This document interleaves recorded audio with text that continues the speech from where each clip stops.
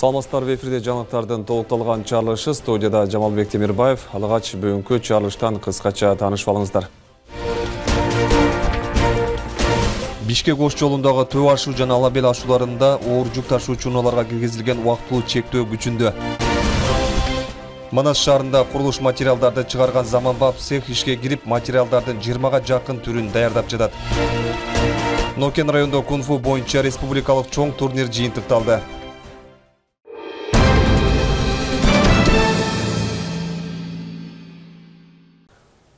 Аба райынын кескен өзгөрүшүнөн улам көпчүлүк аймактарда кар жаап, жол тазалоо иштери тынымсыз жүрүүдө. Бул тууралуу Транспорт жана коммуникациялар министрлигинен кабарлашты. Маалымат кылайык, жолдордо күнү-түнү кум, туз аралашмасын себүү жумуштары аткарылууда. Бишкек Ош жолундагы Төө ашуу жана Алабел ашууларында 28 октябрда оор жүк ташуучу унааларга киргизилген убактылуу чектөө күчүндө. Ал эми Сусамыр Талас Тараз жолундагы Өтмөк ашуусунда унаалардын бардык түрүнө убактылуу жол жабык. Ушул тапта номер 36 жол тейлөө ишканасы тарабынан тазалоо, инерттик материалдарды себүү иштери жүрүп жатат. 1 саат аралыгында жеңил унааларга каттам берилери айтылды. Министрлик кандай кырдаал жаралбасын каршы тилкеге чыкпай, жол эрежесин так сактоого жана унаа дөңгөлөктөрүн кышкыга алмаштырып алууга чакырат. Министрлер кабинетинин төрагасынын биринчи орун басары Данияр Амангелдиев жогорку кеңештин депутаттарын мөөнөтүнө мурдаш шайлоону даярдоо жана өткөрүү боюнча уюштуруу техникалык маселелерди чечүүдө шайлоо комиссияларына көмөк көрсөтүү максатында республикалык штабтын жыйынын өткөрдү. Жыйындын жүрүшүндө шайлоо жана референдум өткөрүү боюнча борбордук комиссиянын төрагасы Тынчтык Шайназаровдун жана тышкы иштер министри Жээнбек Кулубаевдин баяндамалары угулду. Белгиленгендей, жогорку кеңештин депутаттары мөөнөтүнө мурдаш шайлоодо мекендештер добуш берүүсү үчүн 34 чет мамлекетте 100 шайлоо участогу ачылат. Тийиштүү мамлекеттик органдар бир катар шаарларда тиешелүү даярдык иштерин жүргүзүп, адистерди окутуп, техникалык жабдууларды сыноодон өткөрүүдө. Мындан тышкары эл аралык байкоочуларды чакыруу жана катышуу аракеттери жүрүп жатат. Жыйында ошондой эле шайлоо процессине даярдыктар боюнча жергиликтүү бийлик өкүлдөрүнүн маалыматтары угулду. Минкап төрагасынын биринчи орун басары Данияр Амангелдиев мөөнөтүнөн мурда парламенттик шайлоону сапаттуу уюштуруунун маанилүүлүгүн белгилеп, мамлекеттик органдарга бир катар тапшырмалар берилди.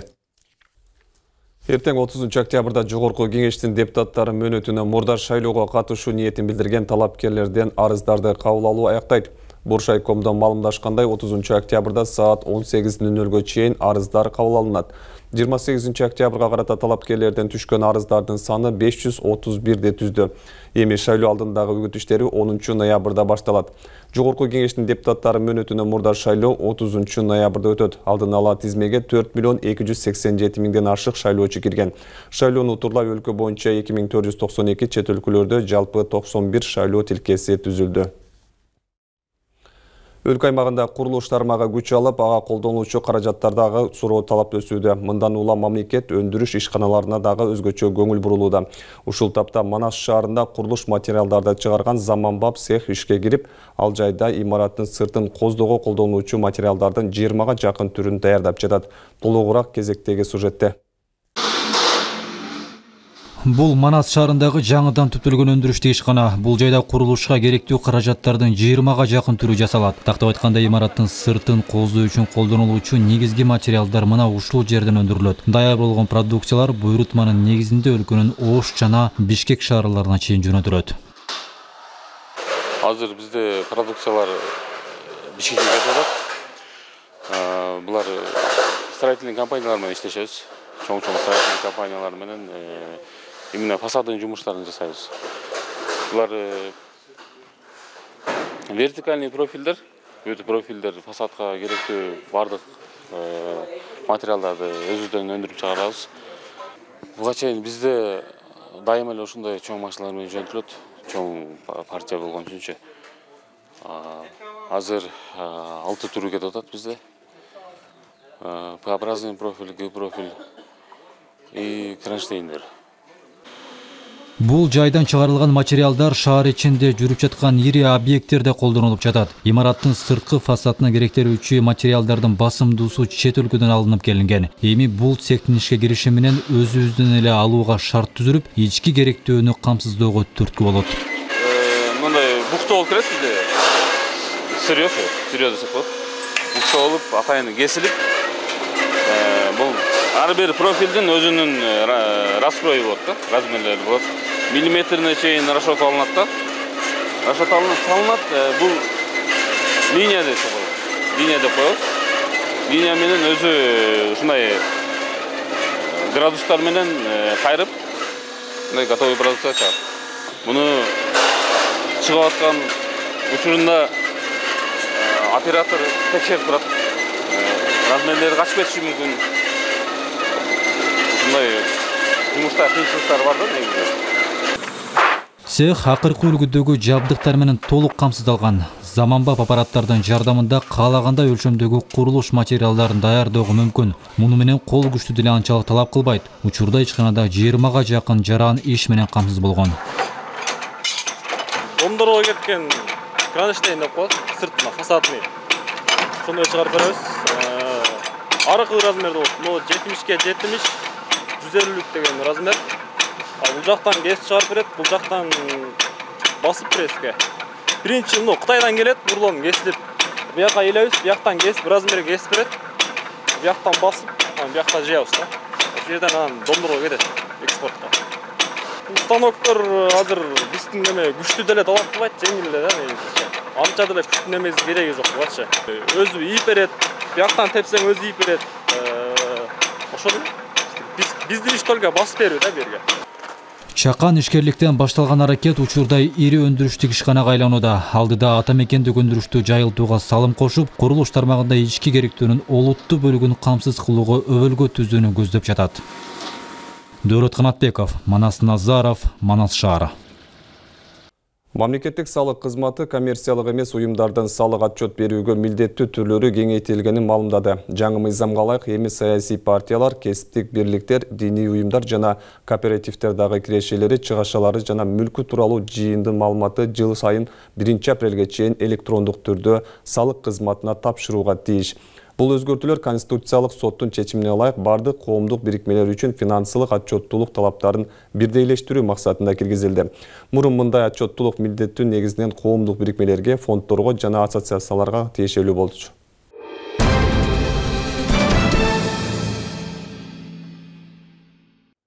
Аймактарды ирилештирүү саясатынын алкагында буга чейин Ташкөмүр шаарынын курамында шаарча катары эсептелип келген Шамалды Сай райондук маанидеги шаар болуп өзгөрүлгөн.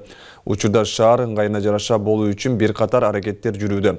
Анын бири капиталдык оңдоп түзөөдөн өтүп жаткан мэриянын имараты. Гүлзина Мөндөөева темага кайрылат.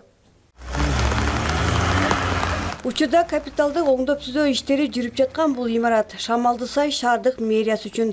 Анткени учурда алар иштеп жаткан имаратты оңдоо менен башка шаар статусун алгандан кийинки имараты жок болгон мекеме ишканаларды жайгаштыруу зарылдыгы жаралган.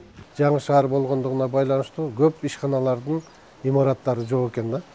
Имараттары жок. Азыр ошол суу чарба ишканасы, жылуулук ишканасы, музыкалык мектеп, ишигилсе көп мына паспорт столдун бир бөлмөдө отурат, тоже имараты жок. Алардын ушундай көйгөйлөр жаралып атат да.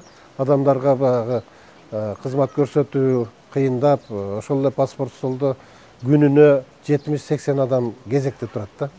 Биз бир эле шаардын эли эмес, могу жакынкы достук бүргөндү айыл өкмөтүнө караган айылдар дагы биздин айлана тегеректе болгон үчүн ушул жерге келишет да көпчүлүгү. Нотариальный конторага, паспорт столго, башка кызматтар боюнча айлана тегеректегилер элдин баары ушул жерге келет. Ошон үчүн бизде мэрияны жаңы имаратка которуу талабы, муктаждык пайда болду. Көп жылдардан бери пайдаланылбай турган бул жай кароосуз калганы рас. Чатырынан суу өтүп, терезе эшиктери сынып талкаланган абалга келген. Мындай имаратты толук оңдоп түзөөнү болсо тендерден утуп алган Хамза жоопкерчилиги чектелген коомун мойнуна алган. Биз келген учурда бул объекти жараксыз абалда чатырынан суу өтүп, азыркы учурда чатыры жабылып, биринчи этаж менен экинчи этаждын ортосундагы монолиттерин орнотуп, швеллерлер менен жасап атабыз. Мурдагы абалы жыгаштанып келе.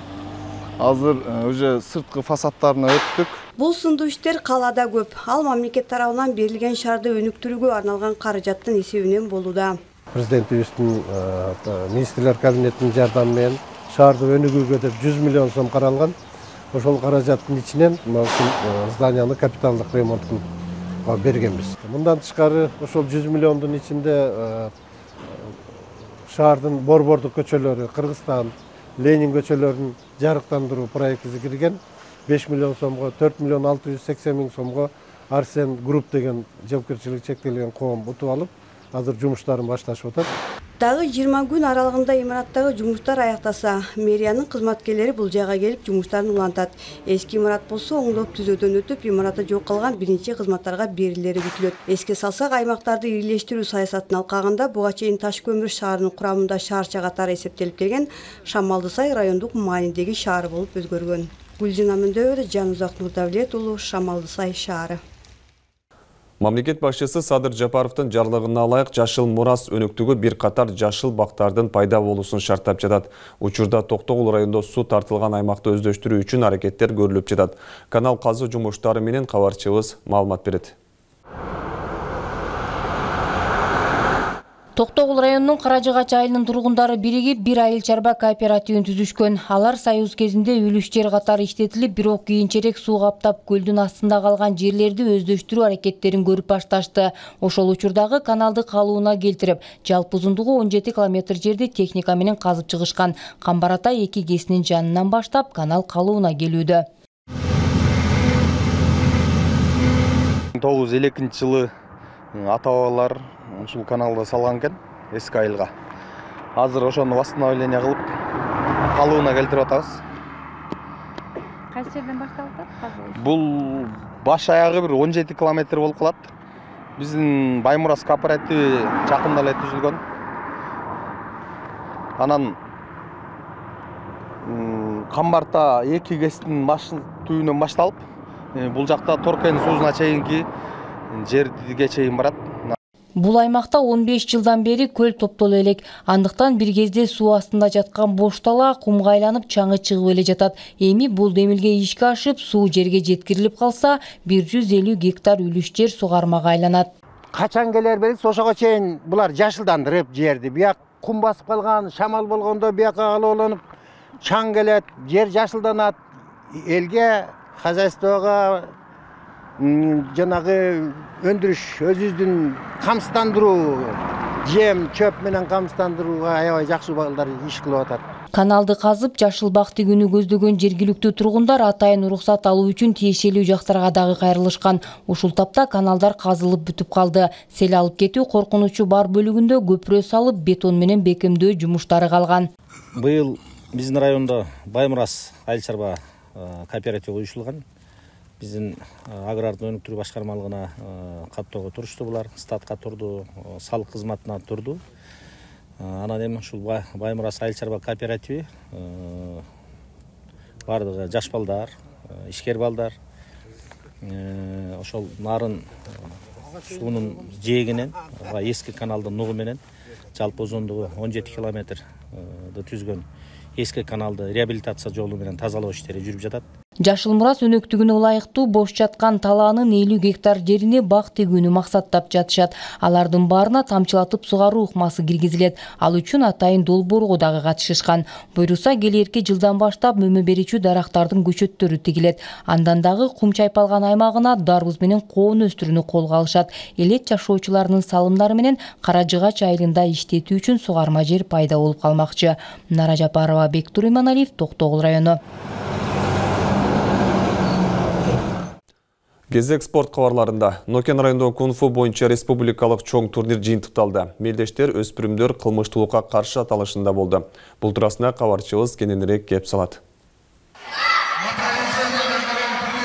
Акыркы жылдары чыгыш тайма спортунун бир бутагы болгон кунг-фу спортуна кызыккан улан кыздардын саны арбын. Ошондуктан да спорттун бул түрүнөн ар кандай мелдештер такай өтүп турууда.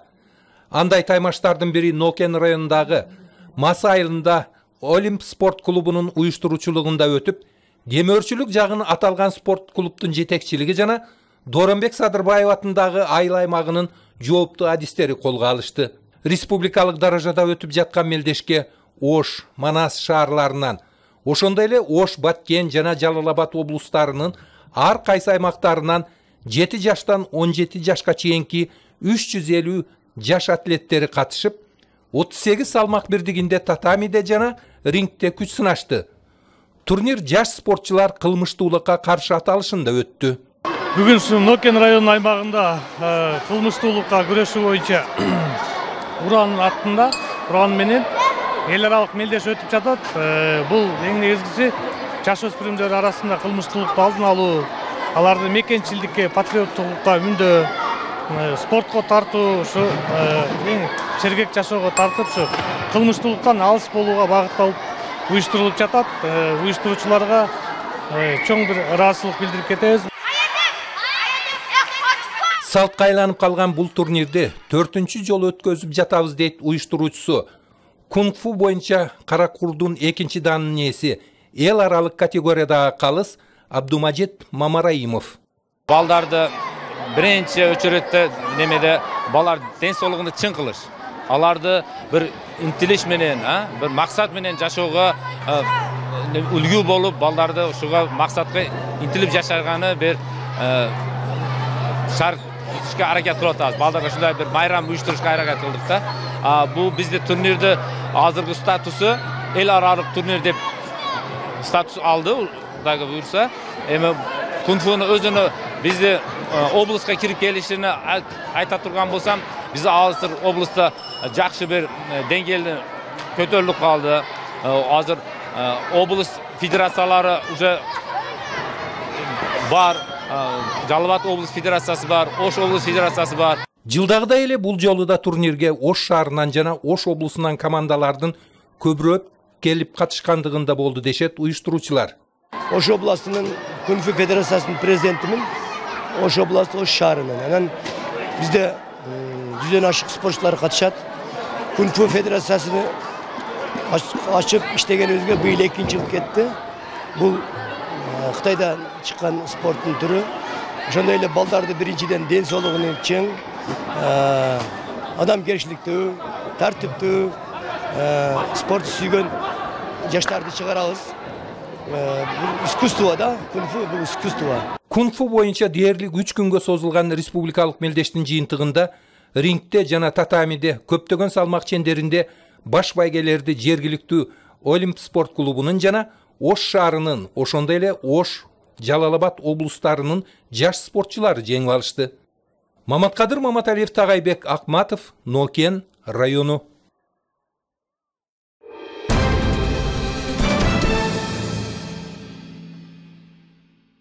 Кыргызстанда акыркы жылдары билим берүү тармагына өзгөчө көңүл бурула баштады. Айрыкча заманбап шарттагы жаңы окуу жайлардын ачылышы жаштар үчүн чоң мүмкүнчүлүк болуп саналат. Ушул өңүттө Манас шаарында өз ишин жаңы баштаган, бирок кыска убакытта чоң ийгиликке жетишкен Жалал-Абад эл аралык университети тууралуу кененирээк материалда сөз болот.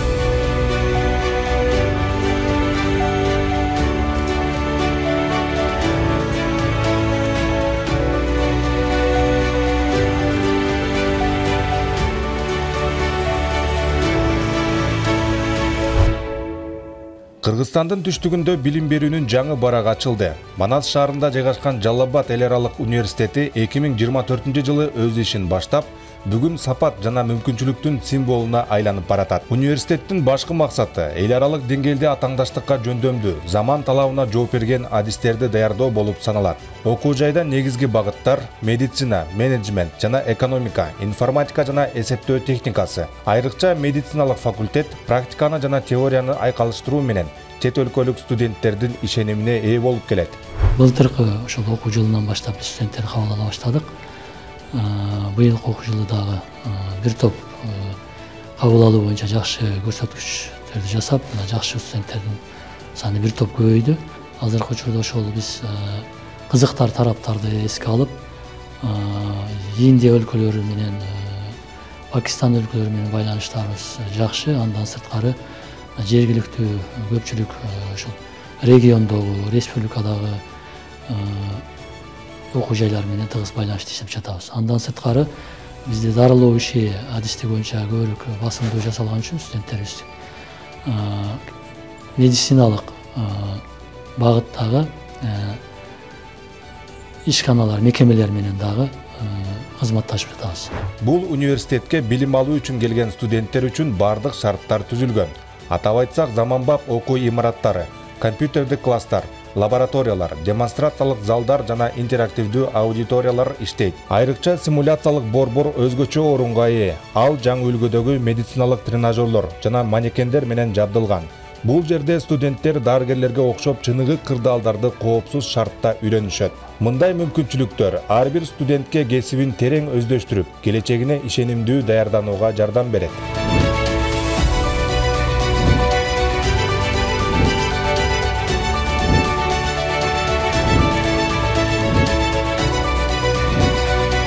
Азыркы тапта университетте Россия, Улуу Британия, Дубай, Индия, Пакистан, Өзбекстан, Непал жана башка өлкөлөрдөн келген студенттер билим алышууда. Бул болсо өз кезегинде окуу жайдын көп улуттуу билим мейкиндигин түзүү аракетинин жыйынтыгы. Я выбрала университет по рекомендациям подруги моей мамы. Она посоветовала, сказала, что тут хороший университет, тут все обустроено, новый как раз. Вот. То, что тут, начали в этом году собирать таких местных. В целом нравится, да. Тут все обустроено, много разных приборов, очень много практики, манекенов, то, что очень хорошо. А самое главное, то, что преподаватели хорошие, относятся ко всем одинаково, никого не вытесняют, относятся понимающе. Если что-то непонятно, объясняют. Мен Индиянын Тамил-Наду штатынан келдим.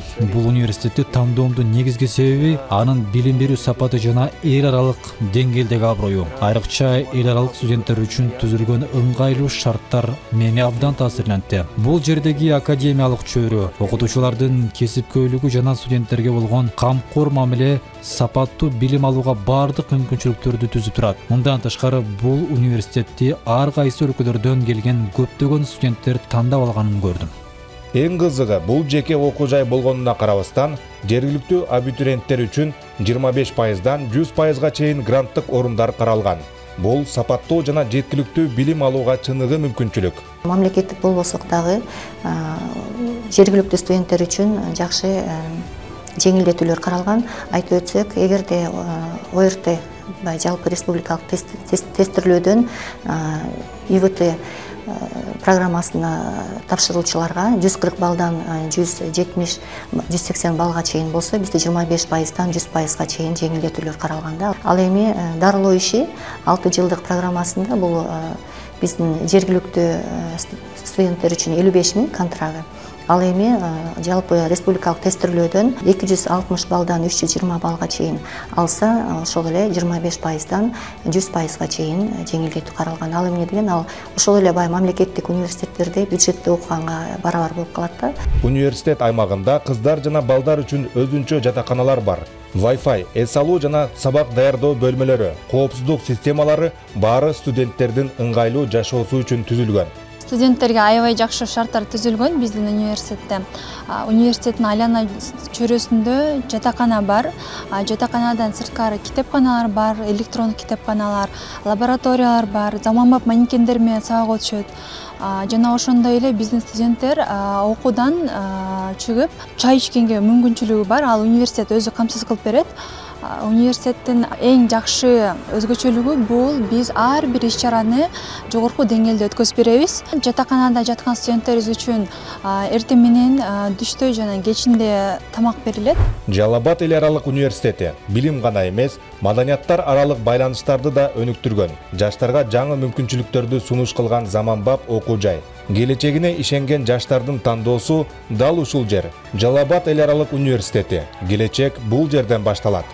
Тагайбек Акматов, Жанузак Нурдавлет уулу, Манас шаары.